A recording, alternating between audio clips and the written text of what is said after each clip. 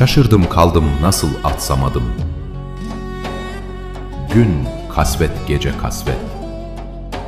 Bulutlar sisler içinde bunaldım. Gök mavisine hasret. Olmuyor seni düşünmemek Tanrım. Ummamak senden medet.